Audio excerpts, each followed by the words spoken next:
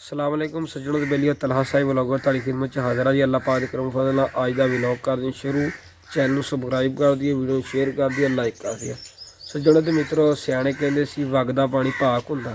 कोई दौर सीगा नहरों का पानी पीता जाता सीगा, पानी का बड़ा एहतराम सीगा।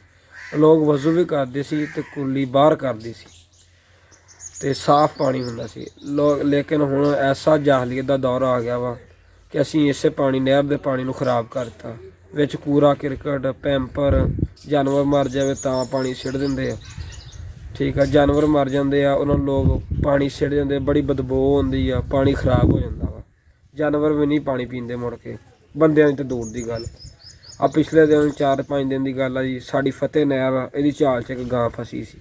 वो किसी ने मार के सिटती, झाल च फसी सी छापे छुपे नाल। वो दिहाड़ी पूरी विच फसी रही, बो आती रही।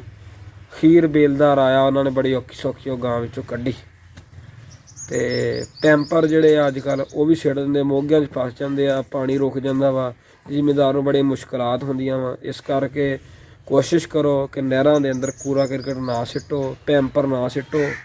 जे वो मोगियां चों निकल जाते हैं गांह जमीनां चल जाते, खालियां चों गांह जमीनां च मुड़ के बड़े मुश्किलात होंदियां। रूटावेटर चलते हैं, विच पैंपर ही पैंपर आले दुआले दिखते। इस करके वीडियो नूं ज़्यादा शेयर करो कि लोगों तक पहुँचे कि विच कूड़ा किरकट कोई भी चीज़ जिहड़ी मर जाए नहर च ना सिटो, उन्होंने साइड ते जाके दब दिओ।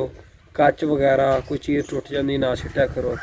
इंशाअल्लाह ताला अगले व्लॉग च मिलते हैं। अल्लाह हाफिज़। अल्लाह तुहाडा हामी नासर रहे। वीडियो नूं शेयर लाजमी कर दिओ।